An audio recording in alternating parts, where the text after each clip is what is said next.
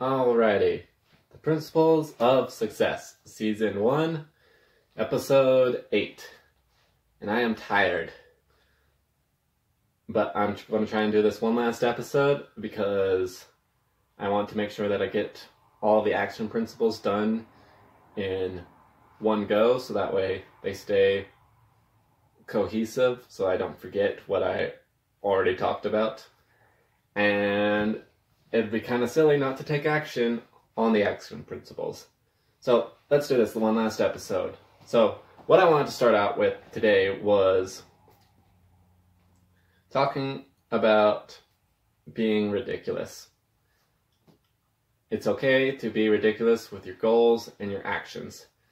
A great example is from one book that I don't remember what the title is of, but this guy told a story of taking ridiculous action and getting ridiculous results.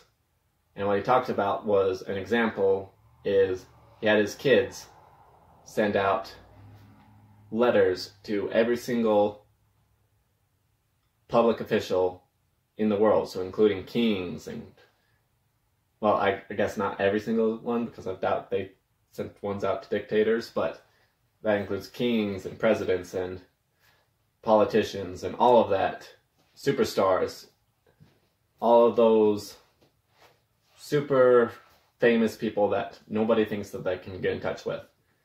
And granted, a lot of them probably got ignored, but that ridiculous action made it so that way they met kings and chiefs and all sorts of different things. So taking ridiculous action is okay. You will often have a ridiculously embarrassing fall on your face, but you will also get the ridiculous results that no one else seems to be able to get.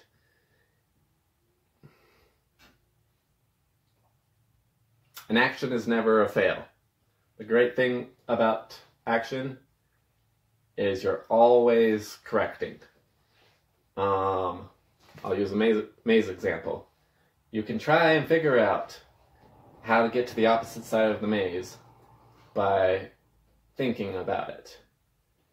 But the only way to truly make it to the other side of the maze is to go all over the place, find the dead ends, go back, and keep going. I went to a corn maze, and the problem with... So, one tactic of winning with mazes is always keeping to your left. The problem is, some mazes are able to get around that by having loops. And loops don't make that too cohesive. Especially when they're really big loops and your brain can't keep track of them. Anyway, so you have to keep working at it, keep taking action, because actions never fail. And in a more practical sense, as you take action, you will mess up. You'll figure out that's not what to do. And then you'll take more action, and you'll mess up, and you'll figure out that's not what you do. And the cool thing about that is because you're always overcorrecting, you're slowly finding the boundaries and slowly narrowing in on what works. Because there's only an infinite number of things you can try. So, I'll use my marketing agency as an example. First, I started out with Facebook messaging and DMing businesses on Facebook and Instagram. I figured that made perfect sense. I'd want companies who saw the value in these platforms, because that's what I did my advertisements on. Then I tried video formatting. I created thousands of videos going with, hello, and my name is Nathan, and yada yada yada, all sorts of stuff. And I made custom videos for every single business, because that was unique and it would grab their attention. Problem is, I was not very good at presentations at that point. So I don't think a single one of them got back to me. Then I tried cold calling, and that one worked a whole lot better. Problem is, I hated it, so I procrastinated a ton. So that one did not work. And then I did a bunch of other stuff, so on and so on, until I found stuff that actually worked. And now,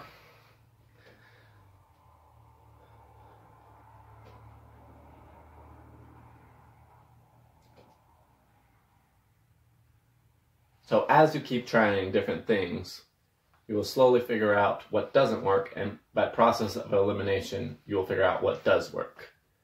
So action is never a fail. And you gotta try new things. People are so afraid of trying new things. And I'll admit, I am too. I had Indian food for the first time just last week, and it was delicious. I've never wanted to try Indian food because I've always heard it was super spicy. This one was not spicy, and it was good. So people are afraid of trying new things, especially things where they're worried they might get embarrassed by. And that's a whole other different conversation that we can have, but nobody is going to be good at something when they first try. When you first try something, you're kind of a moron. When I first tried creating the principles of success, I cannot say my own freaking business name or podcast name. When I first tried creating the principles of success, my very first attempt was actually years ago. I called it Daring to Develop at that point. And I created a video. I actually need to find that to see if I can archive it for later purposes. But I created a video where I was trying to talk about, actually I think I was trying to talk about action. And the video was so bad. I had no video form of it because I was doing it in the dark for some reason. I don't know why. So I just had a picture up, and you could hear every 2 seconds my mouse clicking because I had to pause. Think of the next two words to say. Unpause. Say that. Pause. Think. Unpause. Say the words. Pause. Think.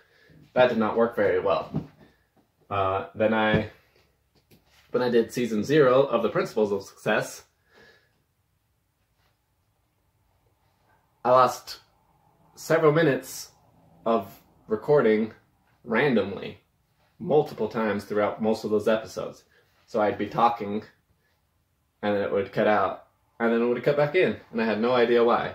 I also didn't have any video for that one either, because I hadn't figured out how to do video editing yet. I only knew audio editing at that point. So you're going to suck, and you're going to slowly keep getting better. That's why there's a learning curve, because at first you're going to be terrible, then you're going to get a whole lot of progress all of a sudden. You're going to keep growing and keep growing really fast, and then you're going to plateau. And so many people get discouraged at the plateau part. And we'll talk about that later, but I want to specifically talk about trying new things right now. You gotta try the new things, because if you don't, you're stuck. And a great example of this is all of the people who have no idea how to use technology.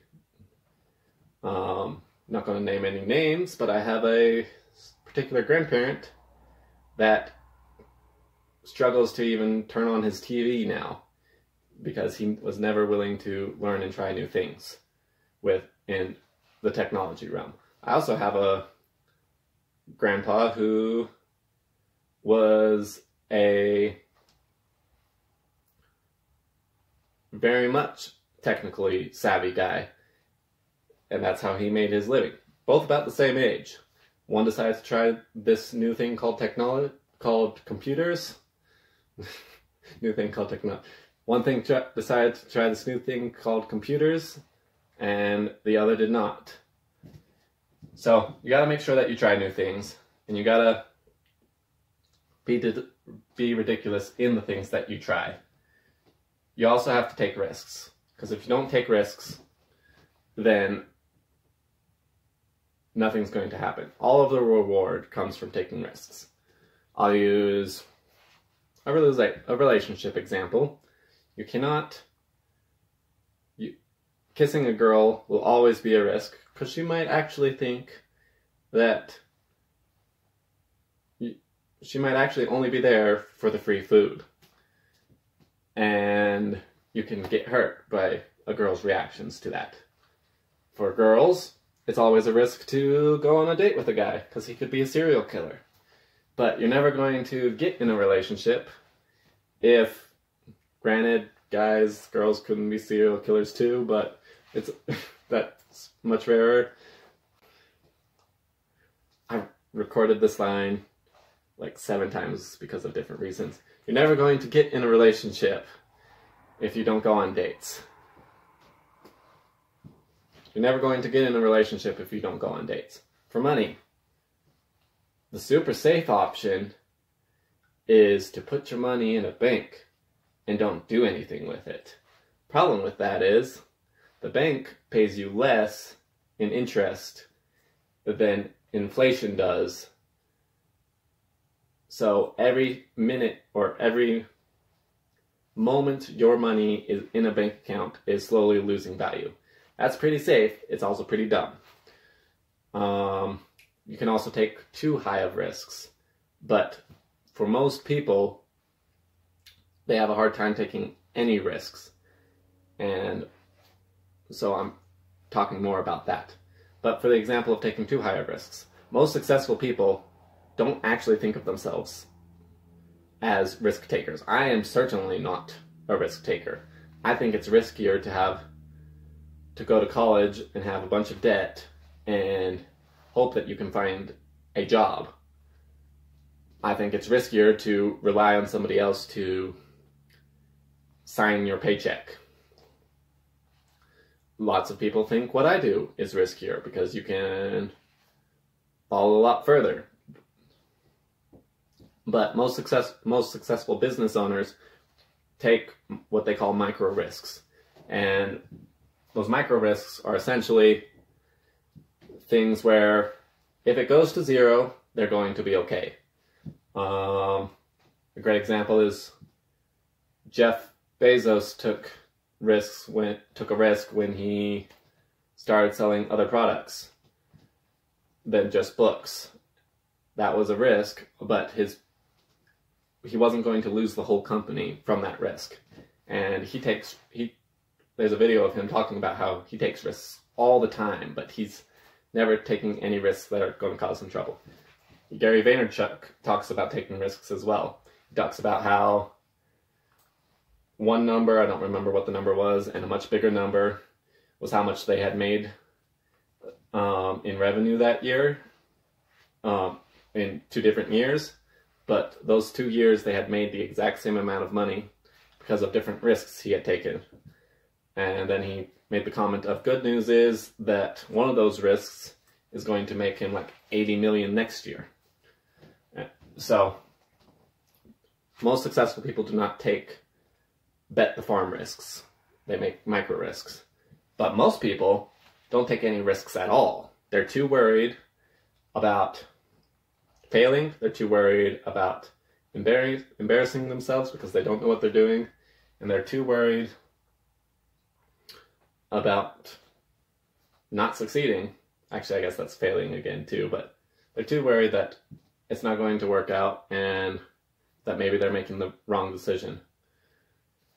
And if you don't take risks, there's no reward. There's very few things in life that are rewarding and risk-free. And here's the thing. Life is risky. I can tell you one thing. You're not going to get out of it alive. There hasn't been a single person that has managed to do that. And if you figure out how to do that, let me know. And if you figure out how to get out of it alive, let me know and others know, and I'm sure you'll make lots and lots of money. But you have to take risks. If you don't take risks, you're going to have the risk of not taking the risks. Because here's the interesting thing. It's risky to invest. It's also risky not to invest because you lose your money. It's risky to make those first moves in relationships. It's also risky to die alone. Everything in life is risky. It's risky to start a business. It's risky to get a job and possibly get laid off or fired, or maybe go to school and not even get a job in the first place. Everything you do is going to be risky. The problem is, are the risks you're taking going to benefit you or have the chance of benefiting you, or are the risks you're taking to try and, or are they risks that you think are going to help you avoid risk? Anyway, I'm going to cut that there. And again, if it was of value, I'm kind of tired, sorry. And that's pretty much it. And again, if you found value in this, then please share it. Let the people you care about get value from it too. And if you don't, if you didn't find any value from it, please let me know. Please let me know how I can improve, because we're always improving. And I will see you next time.